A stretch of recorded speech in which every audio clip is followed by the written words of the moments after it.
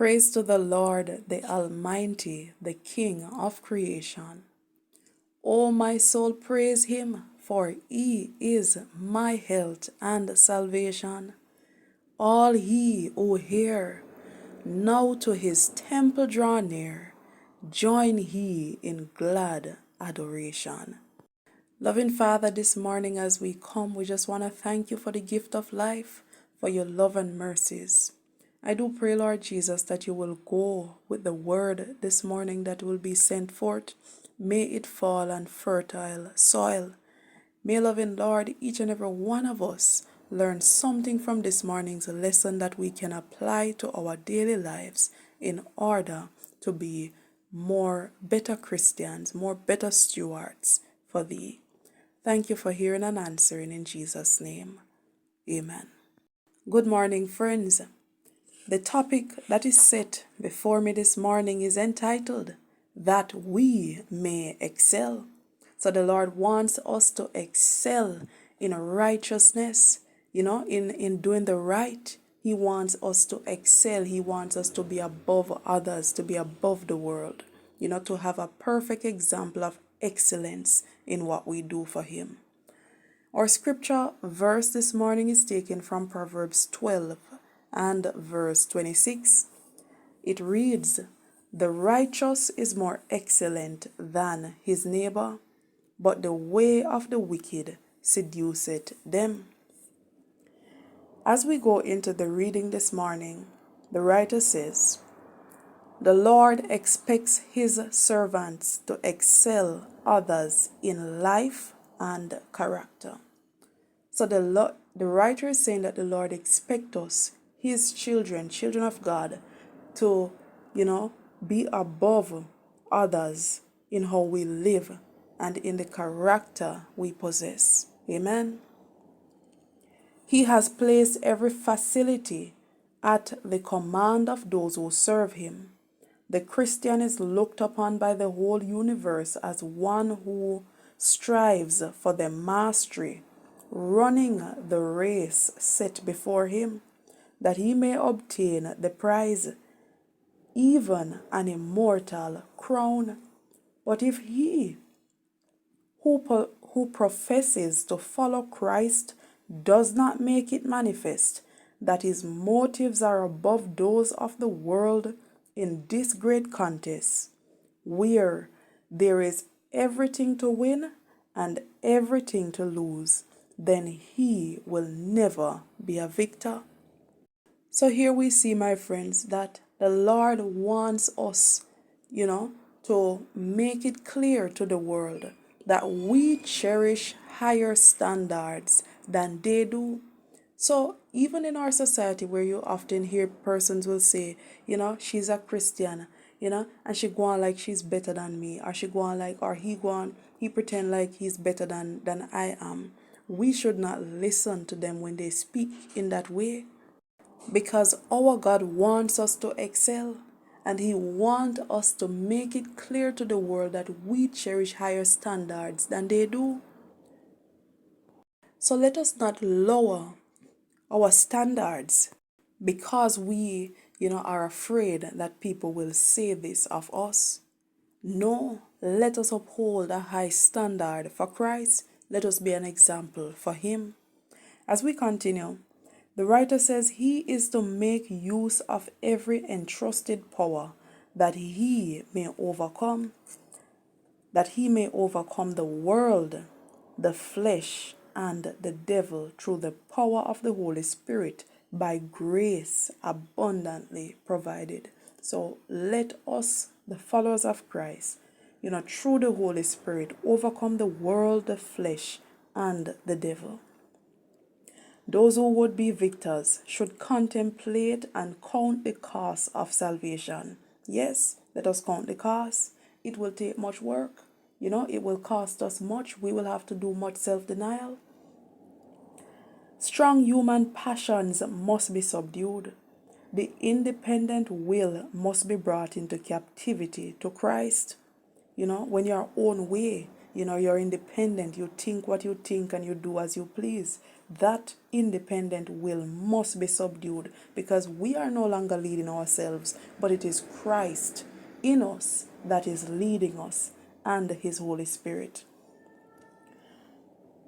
The Christian is to realize that he is not his own. Amen.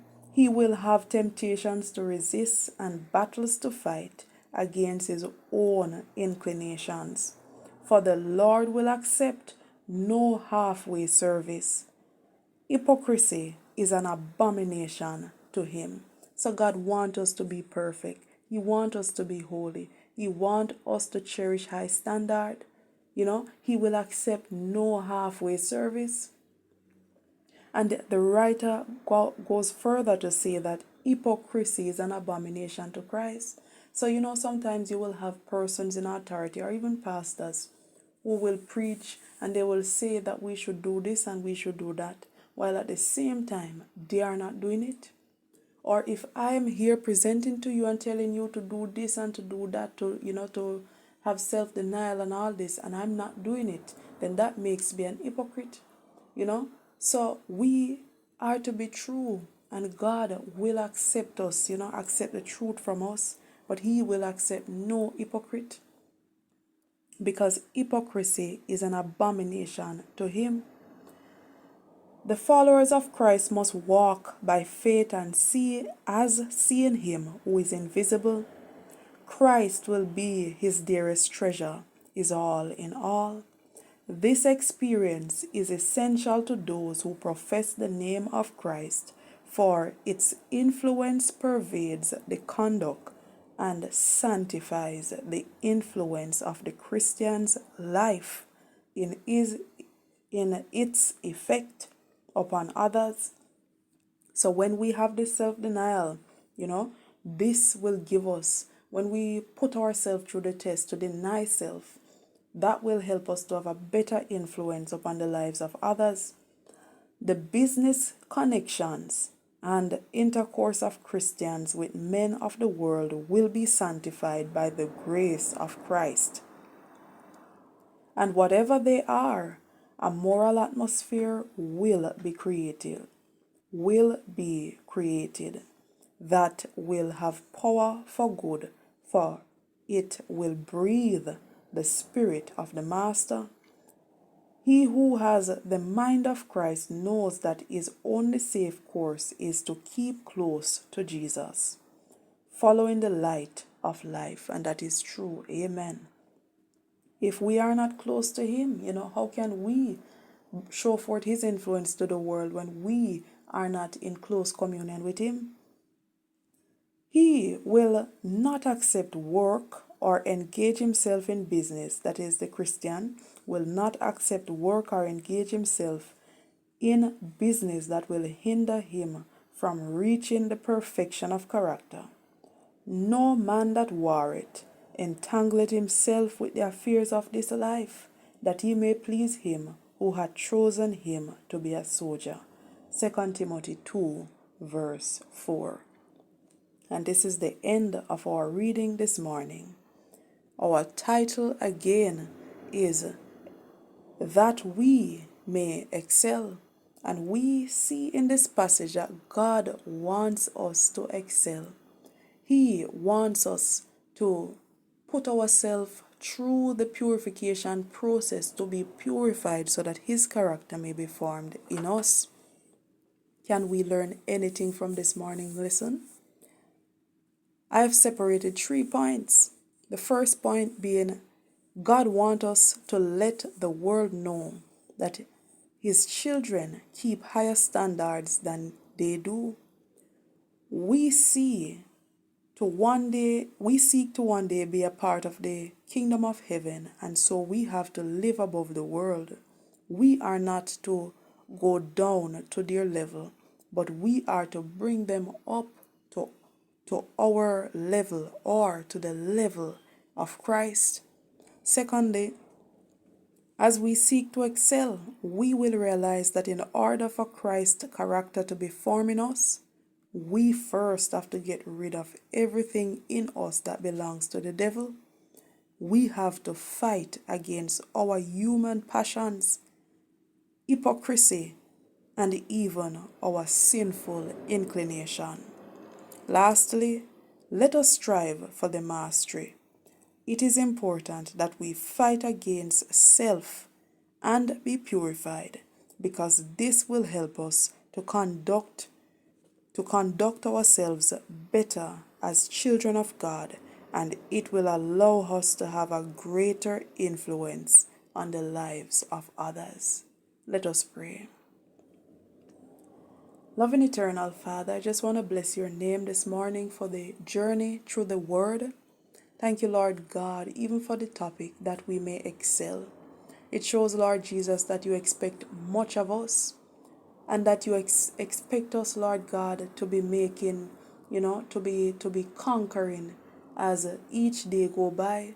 So each day is not a day where we sit in slumber and we remain at the same position that we were yesterday, but we are to grow in grace daily and in the knowledge of you daily. We are to be conquering, to be climbing one step up the ladder daily. We are to be making improvements in our Christian lives.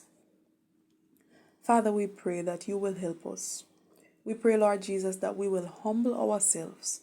We pray, Lord Jesus, that if there are defects in our character, that you will reveal them to us.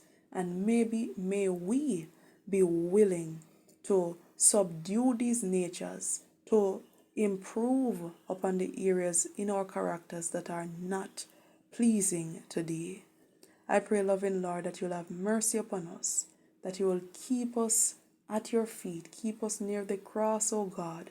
Keep us learning more about you, and help us, Lord, that when we shall receive perfection of character, let us not use it as a way to boast on the world that we are better than them, but let us use our influence to draw others close to you and to also help them that they too can, bear your light and your character. Thank you for hearing and answering. In Jesus' name I pray. Amen.